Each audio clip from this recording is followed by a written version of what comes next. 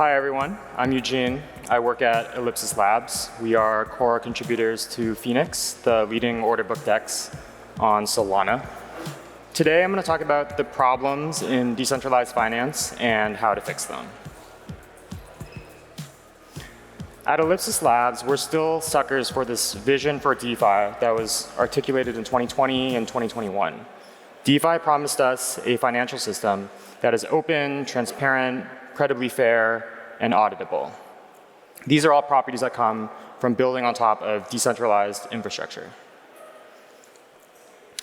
But DeFi has thrown the baby out with the bathwater. We sacrifice way too much in all other dimensions.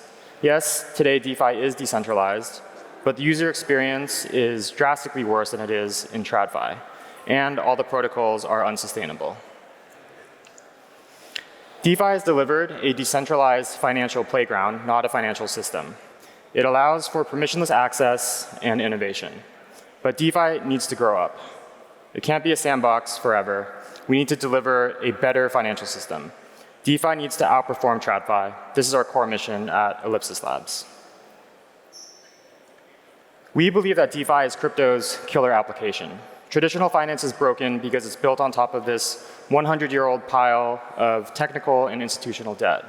It's filled with entrenched rent seekers who have veto power over any changes. The way DeFi outcompetes TradFi is by enabling rapid permissionless innovation so we can move faster than TradFi, leading to better primitives, better products, and better user outcomes. At the protocol layer, DeFi needs to compete with TradFi on quality of liquidity as well as sustainability. In the steady state, the system needs to work without incentives. User experiences in DeFi need to be on par with or better than they are in TradFi. In particular, decentralization alone is not enough to win. So in this talk, I'm going to focus on DeFi, how DeFi can compete with TradFi, specifically in trading. In any trading system, there's liquidity supply and liquidity demand. Liquidity providers make money by capturing spread while losing money to toxic flow. In TradFi today, most trading occurs on order books. Liquidity providers place limit orders, rapidly placing and canceling orders in a competition to provide better prices to users, while also avoiding toxic flow. But in DeFi, most trading occurs on automated market makers, or AMMs. AMMs are really designed under the constraints that were imposed by Ethereum mainnet. Because Ethereum only supports 20 transactions per second, passive liquidity is required. On AMMs, liquidity is specified with liquidity curves, like Uniswap's original XY equals K. This way, liquidity providers never need to update their quotes, they never need to update their orders. Prices are determined purely by trading activity. On AMMs, liquidity providers have a fixed spread. And because liquidity providers can't constantly update their quotes without paying large gas costs, AMM spreads are a lot higher than spreads on centralized exchanges. And in particular, there's no mechanism for price improvement. So on the left here, we see Uniswap's liquidity on the ETH USDC pair. On the right, we see Binance's far superior liquidity on the ETH USDT pair. And there's no reason for a reasonable user to trade on Uniswap when the prices are so much worse than they are on Binance. So AMMs have higher spreads than centralized exchanges, but their liquidity is also unsustainable. With passive liquidity, LPs depend on other traders to move their prices towards the current market price. The chain itself has no direct visibility into the state of the external world, so active traders are the way this off-chain information, like the current price on Binance, makes it on-chain. This creates a bunch of trades that are super unprofitable for AMM LPs. So in this picture, we see losses for Uniswap liquidity providers on the ETH USDC pair. This, in theory, should be one of the most profitable pairs for Uniswap LPs because there's a lot of non-toxic flow. But in this time period, they lost tens of millions of dollars by markout P&L. This means that providing liquidity on AMMs is generally unprofitable, and so the current system is unsustainable without incentives. So DeFi AMMs are worse for both makers and takers compared to TradFi, compared to centralized exchanges. This DeFi system is really bad for users. In the current state, there's no way it's going to compete with traditional finance. AMMs leak way too much value out of the system. So how do we fix this? There's multiple ways to make DeFi more competitive with TradFi. The Ethereum approach that we're seeing today is to move critical components off-chain to get around Ethereum's infrastructure constraints. Some examples include fully off-chain RFQ systems like Uniswap X, off-chain order books like DYDX, as well as consolidation of proprietary order flow. These systems sacrifice permissionless access and composability, which is the whole value prop for DeFi anyway. They aggressively trade off decentralization for performance. This is DeFi dystopia. The Solana approach is to relax the infrastructure constraint. On high-throughput blockchains like Solana, developers can build liquidity primitives that deliver superior liquidity compared to AMMs.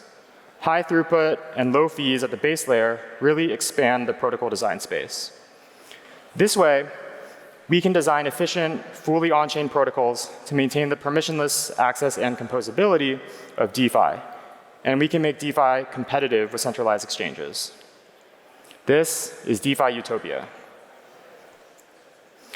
Specifically, on-chain order books allow us to preserve the properties of DeFi that we really care about, like permissionless access and innovation. Liquidity providers can place limit orders exactly where they want to. Instead of having high fixed spreads like AMMs, market makers now compete for flow by providing better prices to takers. Because market makers need to send a transaction to the blockchain every time they want to update their orders, on-chain order books are only feasible on a chain that has high throughput and low fees. Order books in DeFi today are only possible on Solana. Here we see the Phoenix Sol USDC order book. This order book is fully on-chain. As traders make actions on markets all around the world, Phoenix market makers react and adjust their on-chain prices. These adjustments can be made quickly and cheaply, so market makers can provide very tight spreads. Solana's low block times and fast confirmations uniquely enable a better user experience. So let's take a look at the quality of the liquidity. With on-chain order books, DeFi liquidity can be competitive with centralized exchange liquidity. Here we see Phoenix's liquidity on the Sol USDC pair compared to Binance liquidity on the Sol USDT pair. Binance definitely still has more liquidity than Phoenix, but the spreads are actually tighter on Phoenix, which means takers are getting better prices. Once again, we still want to evaluate protocol sustainability, so we're going to look at markouts. On the left, we see Phoenix market makers are profitable on the Sol USDC pair. On the right, we see that Orca LPs lose money on the same pair. And fundamentally, the reason that active market makers are more profitable than AMM LPs is because they're able to move their own quotes rather than paying the market to do it for them. Again, this active liquidity is uniquely enabled by Solana's high performance. DeFi today is at a crossroads. We can embrace Ethereum maximalism, which means accepting off-chain systems, uncompetitive liquidity, and unsustainable liquidity. This is DeFi dystopia. Or we can pragmatically pick high throughput blockchains, expanding the protocol design space, enabling on-chain systems that can be competitive with TradFi. This is DeFi Utopia. First, we need to acknowledge that DeFi today is not good enough. What that means for us on Solana is that we need to stop copying Ethereum DeFi protocols that were first and foremost designed for a blockchain that does 20 TPS. Instead, for DeFi to outcompete TradFi, we need to embrace high throughput blockchains and the superior protocols that they enable. By leaning into permissionless innovation, we can create better financial primitives, better products, and better user outcomes. This is the only way we can reach product parity and eventually far superior products to TradFi. We can actually build this better financial system with open access, transparency, and permissionless innovation. And it's only possible on Solana. Thank you.